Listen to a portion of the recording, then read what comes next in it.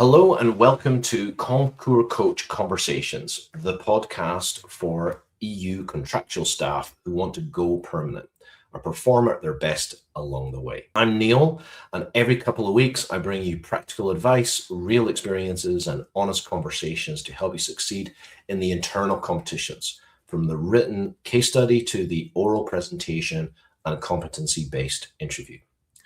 If you're serious about progressing in your EU career and passing internal exams, you're in the right place.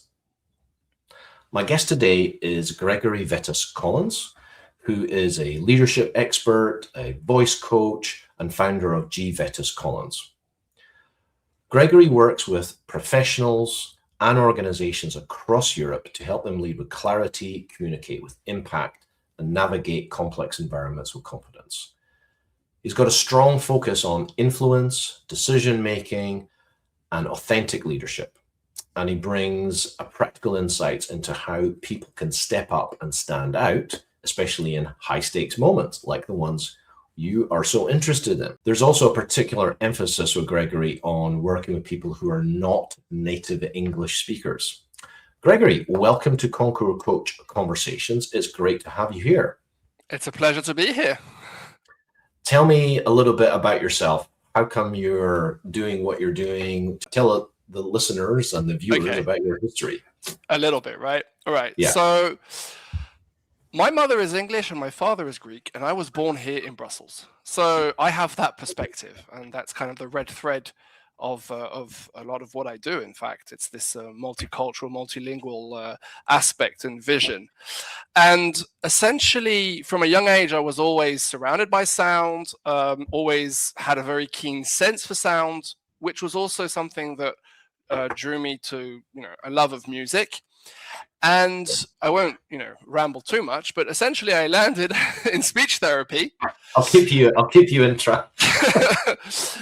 Because speech therapy is the science of the voice and speaking. Mm-hmm. And so those things were really very interesting. And I was specialized in the human voice. And another ellipsis here, because I ended up becoming an English teacher. So I've been working as an English teacher for more than 10 years. And what I've developed as an English teacher is the ability to help people have their English work for them and not against them. A lot of the time is something that people don't realize, is that you're speaking English, and even natives actually do not realize how the language actually works. And so that's something that I find really important and has a lot of efficiency in the high stakes situations you were talking about, is to understand how English works and to understand how speech works. Okay, great.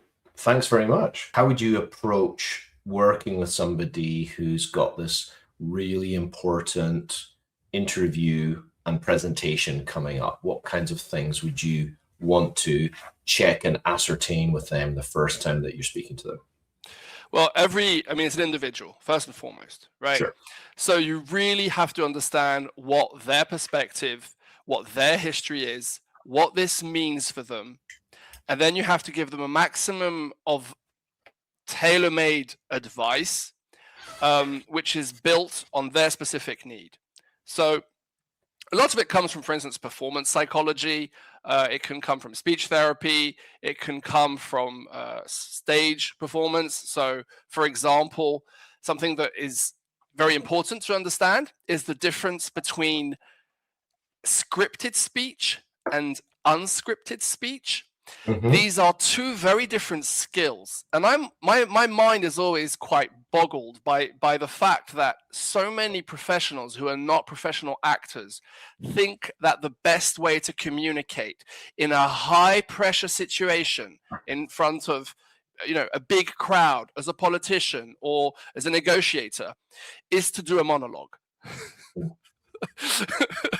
What do you advise instead if it's not a monologue? I'll get back to it, but just it's the most difficult thing to do as an actor is a monologue, right? So how are you going to manage to put life and passion and spontaneity and authenticity into something you've rehearsed? So to answer your question, you need to have a plan and you need to have clarity. You need to understand exactly what you're trying to communicate. And you have to, because communication is a two-way street, right?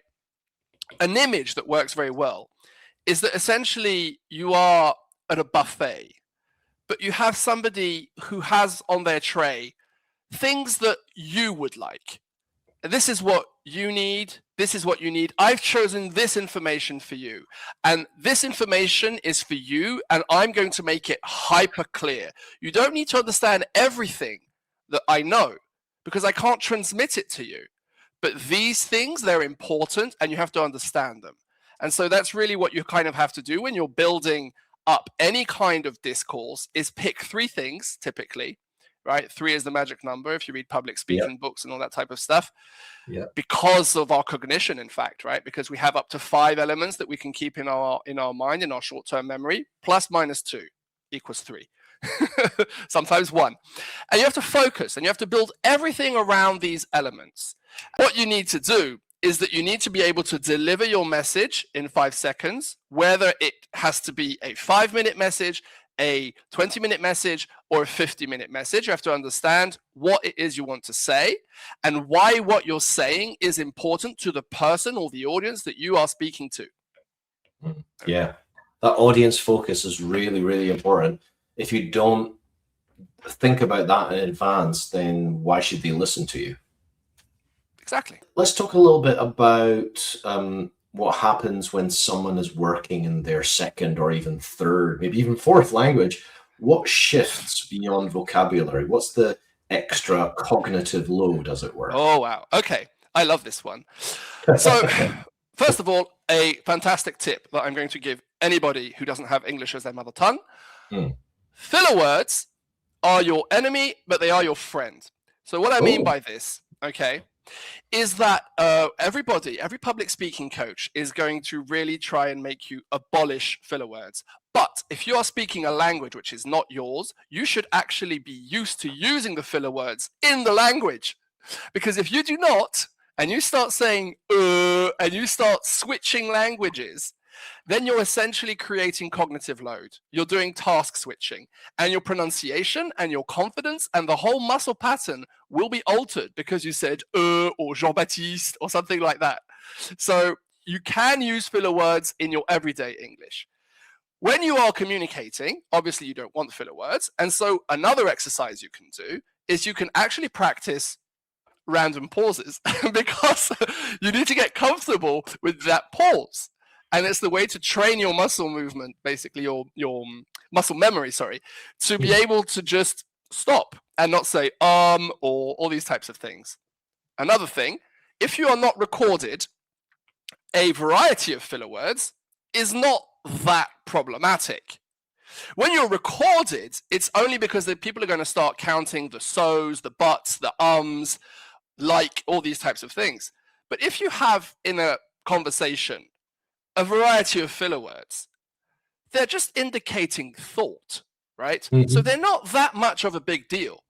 You have a strategy to not use them, pauses, but you don't have to worry about them that much. If you're not being recorded, if you're being recorded, you can think about it. But if you're not being recorded, why should you worry? Someone's only going to listen to you once.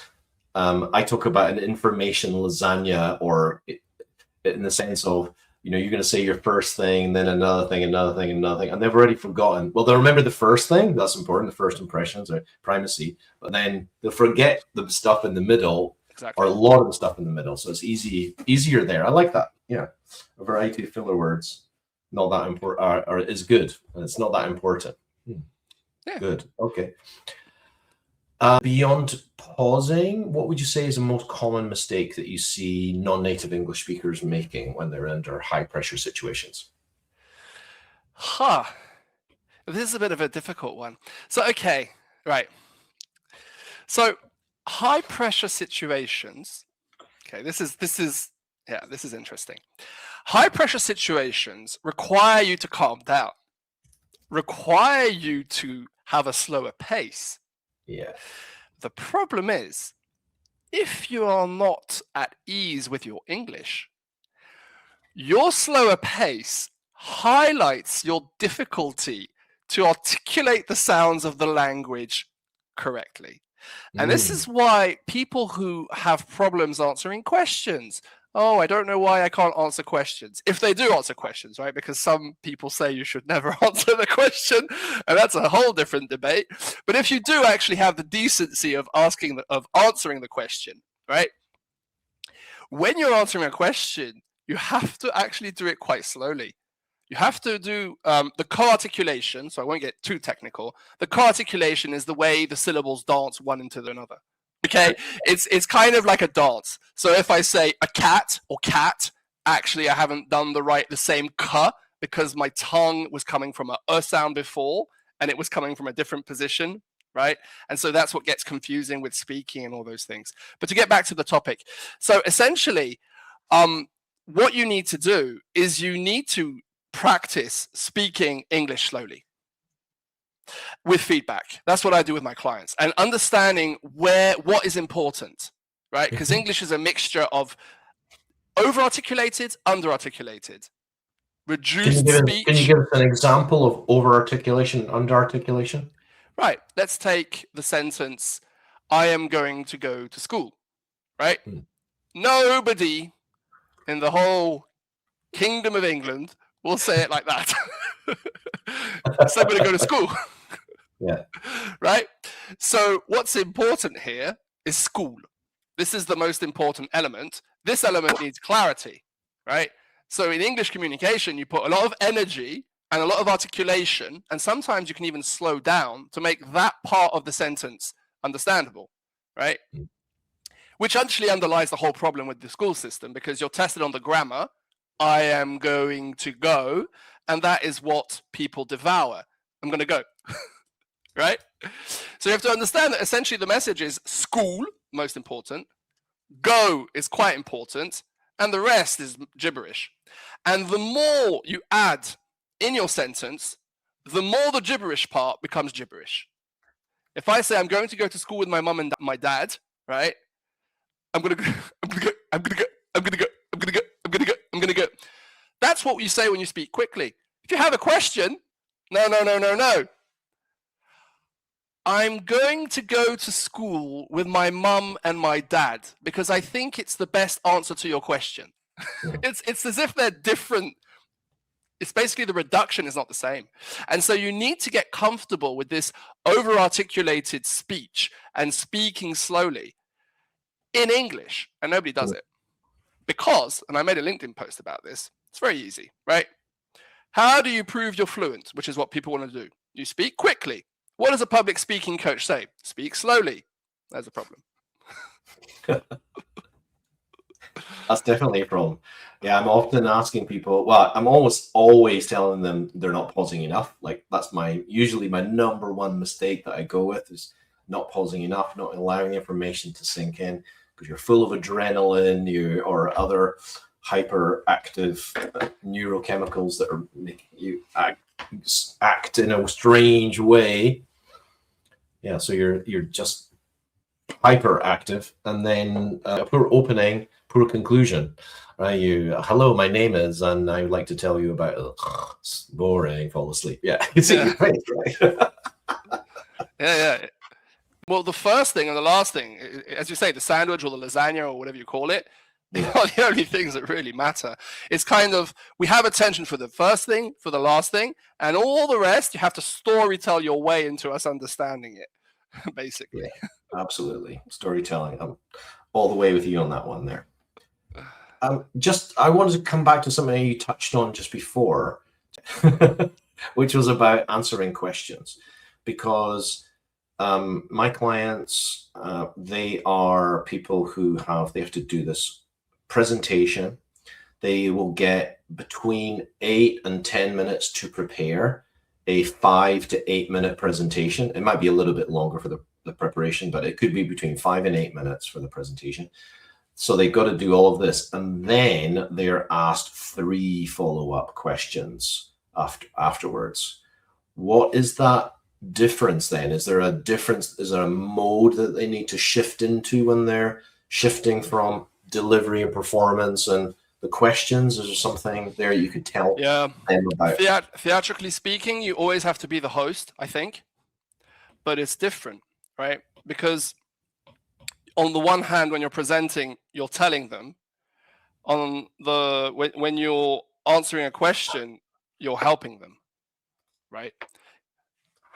Somebody asks you a question, you kind of have to be more in a teacher kind of frame, ideally, right? Mm-hmm. You don't say that when you present, you're not a teacher. So I would say, yes, it is a bit different. It's a different energy.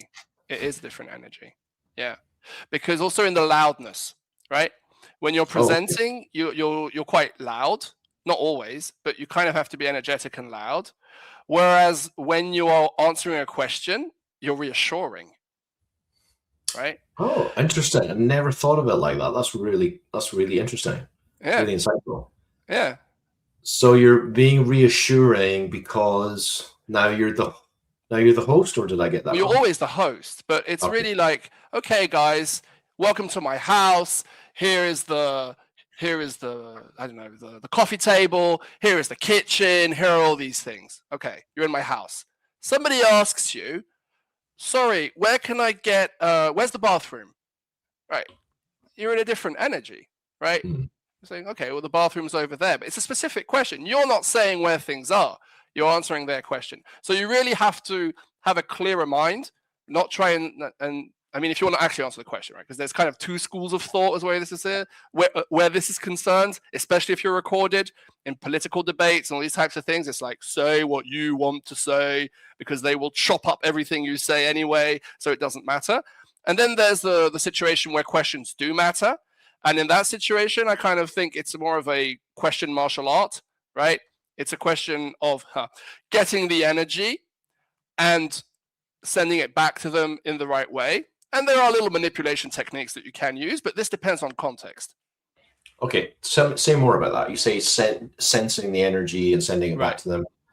Yep. What if, I mean, sometimes the jury for my clients, they're bored, they're tired, they're hungry, angry, lonely, tired. I talk about HALT, but they're like looking down and they're looking at their little grids, and then they're like, okay, why should we do this? And then they ask a question and it's very low energy. Right. What would you, I mean, for me, I would be like, oh, you don't want to sound bored and tired. Okay, so that you have to still bring the energy. So imagine as if you have it's really people are guests in your house, right? So imagine you have somebody like where's the toilet? So British etiquette would kind of mean that if you're a good host, you're not going to change your energy. You're not going to say like, over there, right? You're going to say, oh, of course, you're looking for the toilet. Well, the toilet is right there. And you're going to continue with a big smile, right? Yeah. What would you say the difference between somebody who's well prepared? Because a lot of my clients work super hard, or even people that are not my clients, you know, the people taking the exam, they spend hours and hours and hours practicing and preparing for their presentation, for their interview. What would you say the difference between somebody who's well prepared and somebody who's well prepared and compelling is? Okay, so I'm going to hazard an interpretation to what you said there, based on my experience. Well prepared as in over prepared, I think is what you're trying to say, because there is a stage of, because essentially you can look this up, but speaking is a procedural skill, performance, all these different things. So it's as if you're a musician or as if you're an actor. If you've done it too much, you start to get to this situation where you lose the authenticity. And this is something that happens even in rock shows. I saw Aerosmith about 15 years ago. Everything was too prepared. There was no spontaneity. And the show was technically good, but it had no soul, right? Yeah. And so there's a sweet spot to be found in procedural learning where you need to give yourself time to forget, for it to become spontaneous again to some extent, right? And you need to also have the right objectives. This isn't actually an opera performance, and even in opera performance, not everybody will notice if you miss a note, right? It's more a question of giving it all that energy, all that emphasis, and making sure that people understand, people follow what you're saying, and having also the technical, know-how and background of like cues. So for instance, right, how do I look, more in charge? Well, I make slower movements because a leader is somebody who knows what they're doing. It's easier to know what you're doing if you're doing it slowly, right? And it creates also calm. To move also, as I like to say to all my clients, with your core, because if you can you can try, right? If you try and move with your core first, you are essentially dancing. You're essentially waltzing. You just add the arms, and so it's a very good way to actually move around. And the people, when they say that I'm charismatic and these types of things, it's partly because of that, because of this notion of point moteur from improvisation. But I digress. And so I think you need to give yourself time to forget or prepare less, basically. If you have a presentation for 10 minutes, you should prepare for 8. Because what will you do if you have 10 minutes? You will rush. And so your content that was for 10 minutes, you might even say it in 6, but you will say it incredibly quickly. Whereas if you know that you have, in fact, less content, right, you will be a lot more receptive to the room, basically. It depends what you're working on. You need a plan and you need a mission. And that mission, ideally, should not be about you. It should be about transmitting something that is superior to yourself. And that is the easiest way to get people on board. Because it's not about you. It's about what you're saying, your mission, your voice, your purpose, and these types of things. And how it relates to the audience.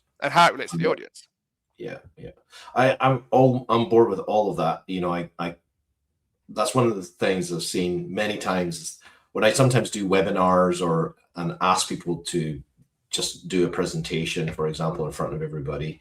Then usually, first of all, nobody wants to do one because they're all being judged by their peers. But if I do get a brave soul who does it, then sometimes it's because they're quite confident. I'm going to do a good job. And they do this very polished performance that is just really flat and is too perfect. It doesn't feel spontaneous. And really what I talk about is you got to pay your VAT. You got to be vulnerable plus authentic equals trust, because interviews and presentations and speeches are all about trust. Do I trust you? Does it feel authentic? Yeah. Authenticity is number one. Yeah. Great. As somebody who specializes in, pronunciation, accents, and all this other stuff, it pains me to say it, but authenticity is number one. My fiance prepared quite well for a presentation she was doing at work. And in the end, she was so moved, or I think it was slightly annoyed and angry about the person before her who was really flat and was a senior leader in the organization. She did an emotional speech about a loss and about death, which wasn't in, and this is a formal corporate environment. Wow. And it was incredible. People came up to her afterwards saying, wow, you really touched me. That's the best speech I've ever heard in this kind of event. It was authentic. It was a real, even this sort of safe, conformist environment or corporate environment. She stepped out of the comfort zone and she had a message that she wanted to tell people. And it really, really landed because of that authenticity. And I think that's something that my clients and the people who are watching this, who are doing the concours, they work in a very conformist environment where it's almost like emotion is no, don't do emotion. Just do, I'm gonna present 3 things, and the 3 things are going to be this, and this, and let me start with number 1, and it feels really polished, but it's not authentic. Well, emotion is a non-verbal why. Why do you do things, right? Uh-huh. And so if you show emotion, you are non-verbally subcommunicating a why. I do it because I'm angry. I do it because I'm sad. I do it because it's, urgent, important, Mhm. right? And without going to the whole motor neuron thing, where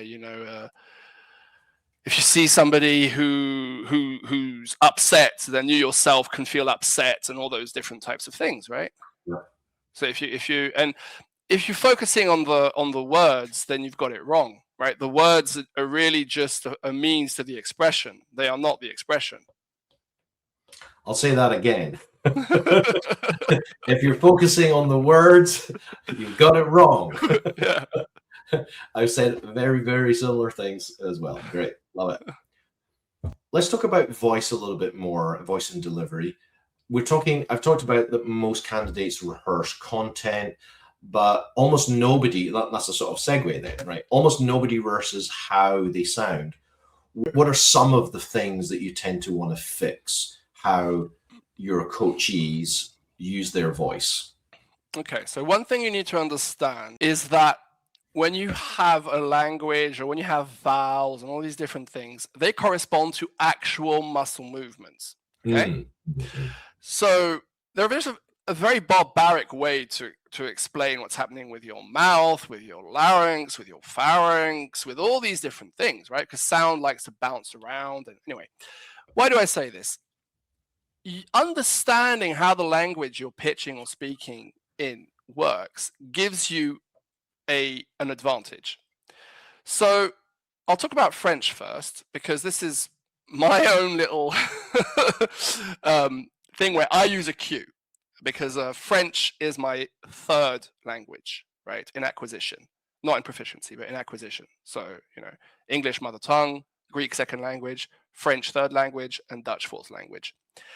And when I am in a negotiation situation or stressed or haven't slept, I try not to think that I'm a public speaking coach speaking in his third language, right?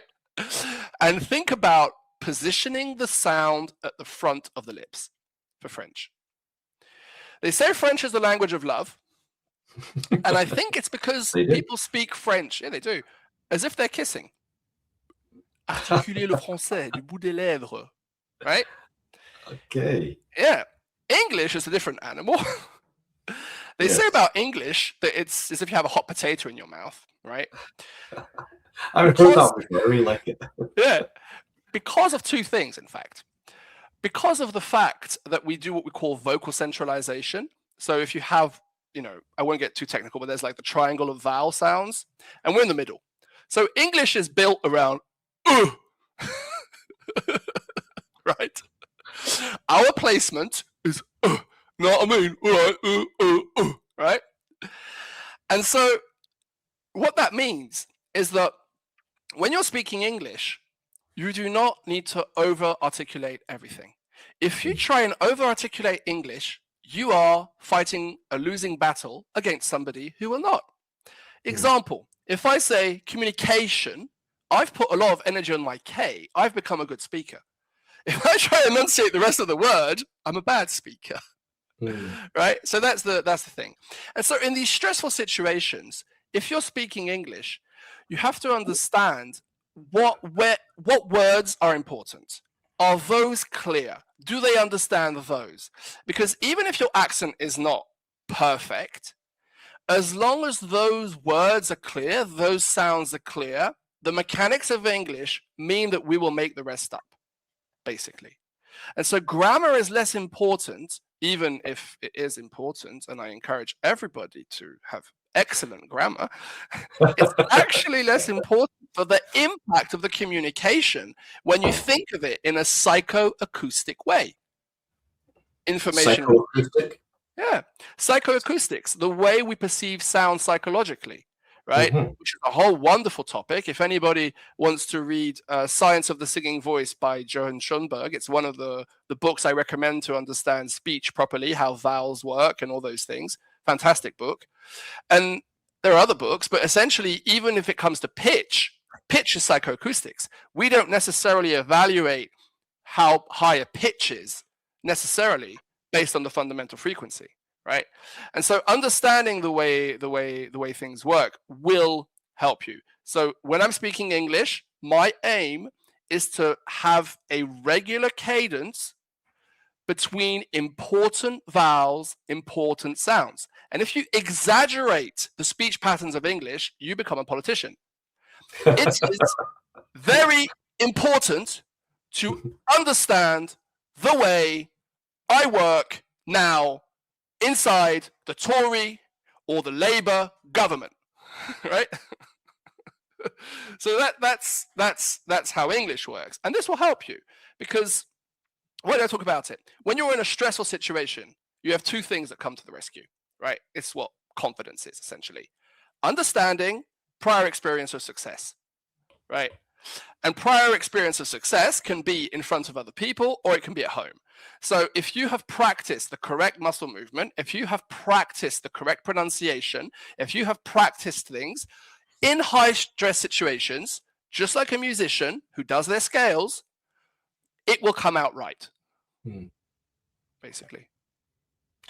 Okay, let's talk about those high stress situations and someone whose English is strong, but what they're doing is their delivery comes out really flat. It's monotone, it's low energy, it's no variation. For me, my diagnosis of that would be they're trying to be perfect. They're trying to, sometimes it's they're trying to memorize verbatim what they've already memorized. They're trying to say verbatim what they memorized. How would you fix that? I have my own one. I'll tell you afterwards. But what would you say? Okay. How would you well, fix these that? are typical. Monotone, low energy, no variation. There are different reasons why this can be the case. Some of them can be cultural. Let's say it's not because there's a difference that's too big between the languages, because that can be an aspect, right?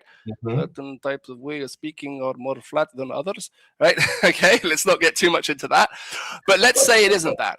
It's somebody who basically is focused on trying to give a good impression, focused on the words. These are analytical people. These are people that want to understand things. I will give them a way to understand it. When you are speaking English, if you do pauses, you're already going to be less monotonous. So do the pauses. Secondly, you kind of have the intonation of English, which is often question, answer, right? So you kind of build up anticipation when you're speaking, basically. And so there are exercises that you can do melodically, either more musical or through reading a text. You can take something that's pre-written, and you coach them into reading it with poise, melody, impact, essentially, right? That's really one of them. There's the grapefruit exercise that works, that's actors use, right? But that's more for emotion. So what's a grapefruit exercise? So you have the word grapefruit. Yeah. And it's not a nice word to say, right? And you have to try and give it different, essentially, emotions, but it's melody and all that type of thing, right? So like grapefruit. Oh, grapefruit. Oh, Grapefruit. And if you notice, that grapefruit I just said there was however, right? I don't know if you followed it, but it was however.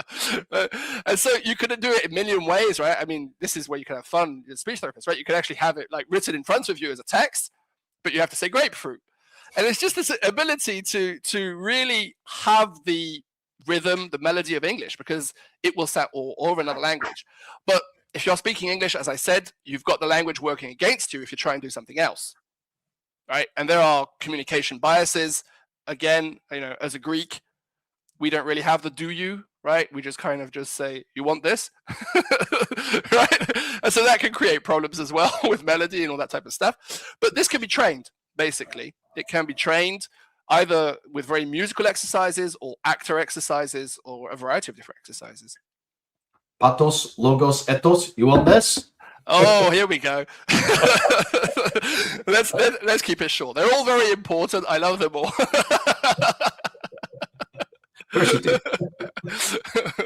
I have a sensibility for the pathos, though. That's really, okay. For me, it's all about the pathos. Nerves do specific things to the voice. I am often going on about the pace, the pitch, the volume. I like to show my candidates, Oprah Winfrey winning the Golden Globe Lifetime Achievement Award in 2018. I don't know if you ever watched that, but she's like a voice master as far as I'm concerned. Maybe I'm wrong, but I love watching that. But just because of the variety, the way she uses pace, pitch, volume, how she uses pauses, I think she's masterful like that. What physical thing would you teach them to reduce the effect of nerves on the voice? Okay, so nerves. Right. There are different reasons why you can be nervous. Yeah. It all comes, the whole fight, fright, freeze, flight mechanism. There are a variety of different techniques that come from the world of performance, right? Honestly, sometimes it's just about blood flow and changing what you're focusing on. So even doing push-ups or jumping up and down before a performance can really help you. A very extreme and effective way to change your system, your nervous system, is to give it a more important reason than your current one to be in shock. And so you can hold your breath. Okay. I often introduce my clients to breathing exercises. I use the physiological sigh, for example, to induce calm quickly. There's also some belly breathing exercises you can do and other things. But all those, just hold your breath is nice because it, as you say, it really stresses the system out, and that's great. I love that. Hold your breath, and also, if you can, breathe out for as long as you can on a vowel or even just on breath, because it's like in singing, right? The best way to get a natural breath is to have the breath you need to take or you'll die. It sounds crazy, right? But it's also going to make you a little bit more lightheaded. If you've done the necessary preparation before, you should trust in your muscle memory. Otherwise, yes, all the standard breathing exercises, the quiet breathing, all those types of things. I find lip rolls are actually just really a good exercise. Lip rolls? Okay. Right? Okay. The vocal warm-up. It just kind of, because what happens, why is it, because I'm a singing teacher as well, right? I'll just pop that in. And it's really, really good because what happens for poor vocal technique or just in general for your breath is you're going to create tension. And when you're forced to send all that airflow towards your lips and do, by the way, for beginners, you can kind of just put your index fingers here and go. Also an exercise for melody, by the way, is to go like, and you can give your talk like that if you want, like, right, that type of stuff, right? But it works, right? That's the voicey stuff. And because the lips basically are flopping around, it gets rid of tension. It works. So right, yes, they are. it sounded quite. It was a sort of a French filler. Side note, by the way, for those that are interested, this is a speech level training, and it's the Seth Riggs, the vocal coach of Michael Jackson, which used this technique. And a lot of the artists from the 90s went to Seth Riggs. So it's something that people use a lot in singing. In my humble view, it needs other stuff. But if you go on YouTube and you see Michael Jackson, SLT, you'll see, Michael Jackson doing these types of things, like going super high with his voice. And he could really go high. Very high. What about body language? So for me, I'm often coaching them to sit, because what you'll get is I'm coaching people, put your eyes in the top third of the screen. So that's visual harmony. I'm too low. I didn't say that, but be well lit, have good sound, and also be upright with shoulders gently open. Is there anything else that you would add to that? Is there something, or what would be your emphasis on relaxed tension? There's some other things I would add there, but is there anything that you coach your clients on in terms of body language? Well, okay. So generally speaking, as I said before, body language, I'll go into this because I kind of half talked about it. What I find is the most efficient in body language is a principle that comes from La Commedia dell'arte, which is Italian improvisation. And they create characters based on a concept called the motor point, right? It's basically that your movement has a motor point, has something which is going to be the motor, the thing that guides it, right? Mm-hmm. And you can create different characters by choosing a different motor point. I'll give you an example. Let's say I've decided that my motor point is the nose. I am going to look shifty. I'm always going to be moving like. Some people do that, right? Or if it's the forehead, I'm going to look like I'm too much, trying to be the boss in command. When you're speaking and you're in this host character, your core, the sternum, should be your motor point. So all your movement should come from there. Even if you're sitting down, right, as much as possible. Obviously, slouching is not the best, but but it's the idea of you move with this first, and you'll have your shoulders that will naturally go back, and your hands can kind of follow and do circular motions. But I don't like what I see as people saying, for instance, body language coaches, like Tony Blair, for instance, has always got like these hands and his thumbs and all those things. It's like, it should come from within. It should be the consequence of the fact that you're moving with your sternum, you're moving with your core, that you project leadership, that you're moving in a certain way, that you have these things. Instead of saying, I need to put my hands like this, your hands will naturally go like that if you develop it from within and you just try and illustrate and bring people into what you're trying to say. That's what I would say as far as that is concerned. When you are also on a visual call and all those types of things, I agree with you. You have to place your camera properly. I'm a bit low. You see, in the beginning, I was like, but anyway, it doesn't matter. Lighting is important. Microphone is important, honestly. It really is very important, right? I mean, you're giving a first impression here, right? It's very important to have the best first impression possible. So quality of the camera, quality of the microphone. Ideally, you want to be in a comfortable chair and, or if you can, even standing up, because standing up, you'll have more presence, right? It's really, those are the main things. And smile. You have to actually smile, right? A lot, especially if you're like me and you're generally quite passionate and intense when you speak. It's the Greek side as well, I think. You really, really, really need to smile. Because I did a YouTube channel, so I have like firsthand experience of, if you explain something like that and it doesn't work. So you need to smile. It's very important. It's funny, like somebody I had in one of my workshops on storytelling the other day, he said, oh, I saw you on YouTube and you seem like really, really serious. But when I met you, you're a lot more lively and humorous than it seems. So something for me is like, okay. Another side note, by the way, that is, I think, not thought of enough when you're doing something online.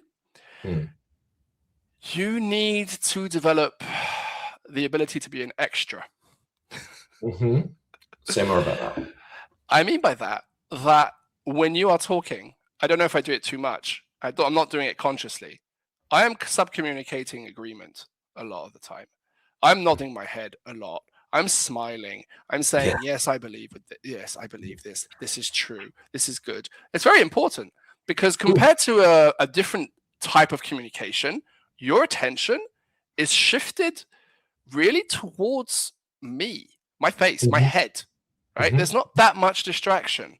And so you really need to see that, especially if you have a Zoom call with several people with different judges or something, I don't know, you really need to be sub-communicating agreement a lot of the time, right? I like that. Yes. I have a slight bugbear about things like, oh, that's a good question, when the tone of voice and what you say don't match. I say, oh, thank you for the question. I hate that because Of course. it sounds so fake because it's no, I don't thank you for the question. I would go with, oh, that's a tough question. Oh, that which is authentic, right? You know, you really. The thing is, right, for questions, as we're kind of circling back to questions. Yeah, let's do that.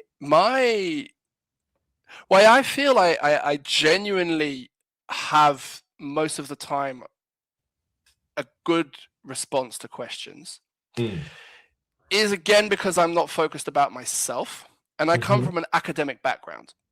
And so if somebody asks me a question and I find it's a good question, or I don't have the answer, or these types of things, I will kind of more answer it as if it's a suggestion. It's like, this is what I believe, this is what I think, and I won't say I don't know, but I'll welcome the question. Is what I'm saying. I'll welcome the question. Welcome the question. It's really welcome the question. And if you don't know, there are different things that you can use manipulation, right? You can basically, you ask me a question, and then you answer in a way where you answer what you want to answer, right? And now we get into a different kind of game. Redirect the question. Yeah, and all those things, and you know, or you just say what you want. You know, I saw, I think it was on Instagram, some high-paid speaking coach that worked with Google and stuff, and like, block and then just say what you want. Okay, fair enough, but maybe not if you're being judged. Yeah, that's not so much of the yes then and agreement and connecting with the jury. Yeah, well, welcome the question if it's genuine. Oh yeah, and if it's tough, I would say it's tough. Well, if it's tough, yeah, acknowledge it. You mustn't be afraid to acknowledge things. Basically, you mustn't be afraid to acknowledge things, and it's really you have to be assertive, but you mustn't be in conflict. Put it that way, right? It's as if, again, right, I'll talk about toilets because I know you it's like somebody comes and says, oh my God, I blocked the toilet. Well, you're not going to say fantastic, you know? You're going to say, oh, you blocked the toilet. Oh, okay, right? And then either you're going to actually try and fix the problem, and so you're going to say, ask more questions, right? Yeah. And so that's kind of what you can do. Somebody asks you a question. Oh, it's a horrible question. But then you say, when you say that, are you talking about blah, blah, blah, blah, blah, blah, blah, blah? And a lot of the time, people don't like saying no, right? They say in negotiations, you should push for the no. But in these particular circumstances, they typically don't like saying, no, that is not the question that I asked, right? Now, they might rephrase it, but you can kind of say yes and then point things in the way that you want to answer, right? Yeah, for this case, like I certainly don't, like, assertive is quite nice, but you certainly don't want to try to take charge in this kind of fraught situation where they're the jury, they're testing you, and they wouldn't like that. Avoid conflicts, avoid negativity. Always. When you're in a public situation, avoid negativity. You can use humor, sarcasm, everything. You know, something is horrible. I had this yesterday, actually. Somebody didn't like something, and I said, you know, oh, well, she likes it, but, you know, she'll love this even more, right? It's nice. Yeah.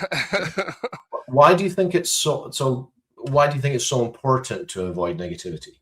Because generally speaking, people don't like negativity. Even in songs, if you are purely depressed, they will not like it. They want you to tell the story of your depression, but they don't want you they don't want to live your depression.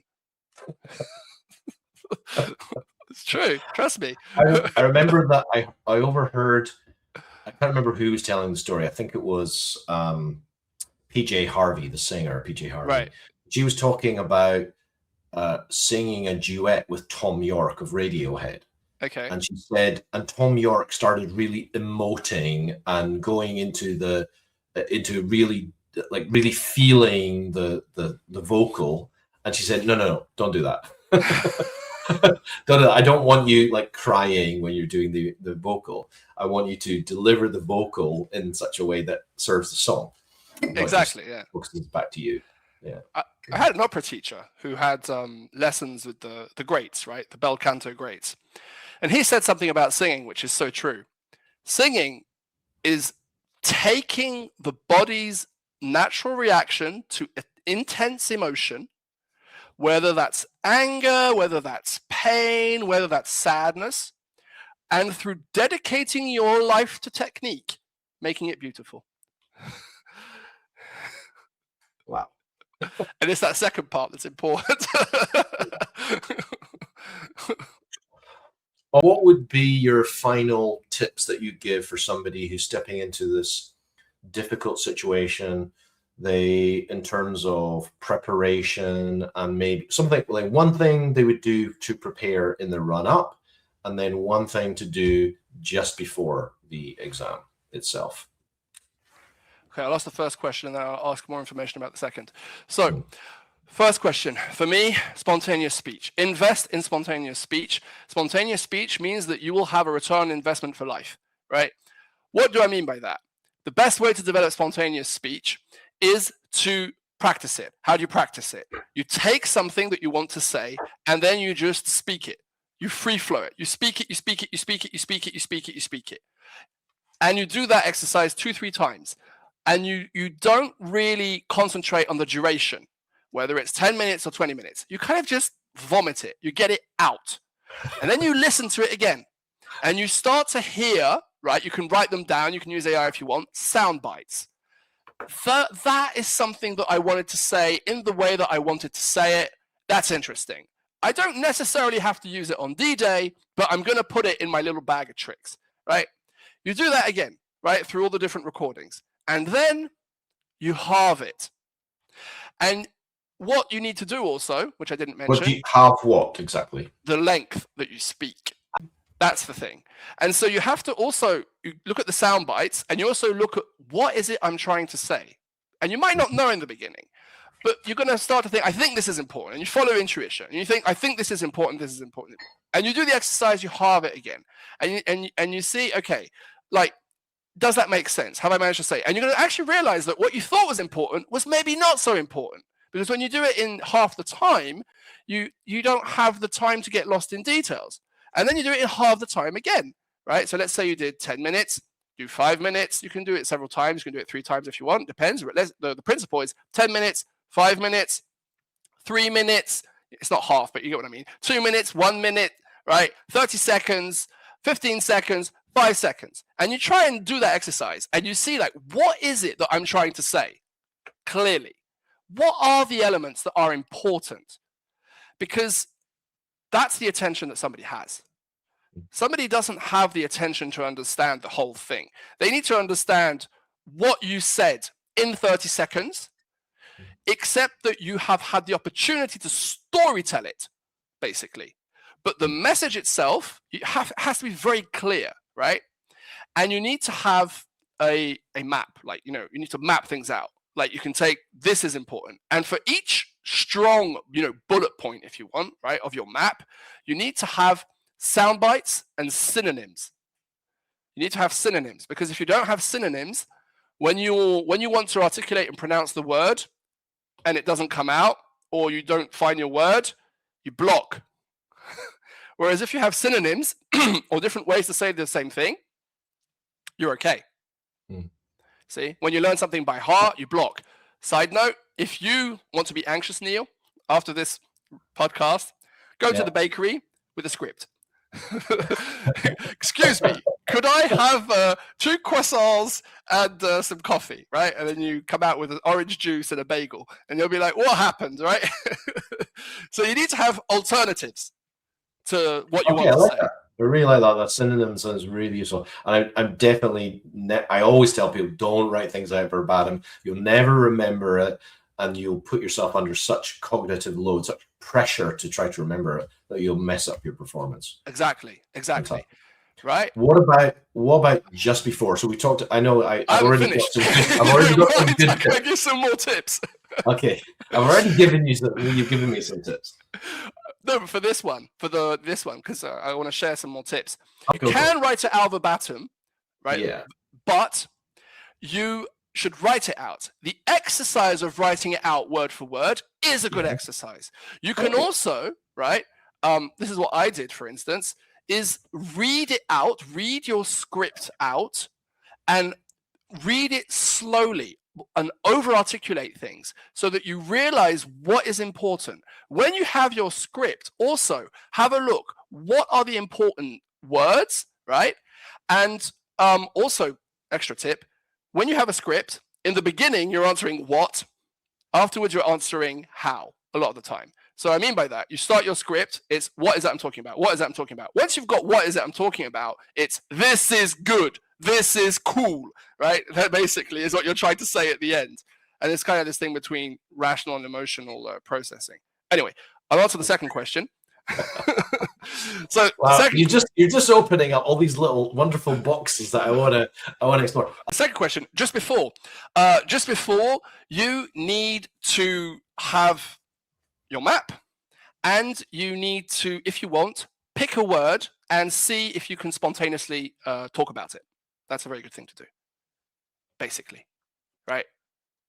Like a word that's relevant or germane to you have your map, and it's like, okay, I don't know, let's say consequences of the EU bubble. And it's like, can I speak about consequences of the EU bubble in 1 minute or 30 seconds or however much you think it's going to take in your presentation, basically.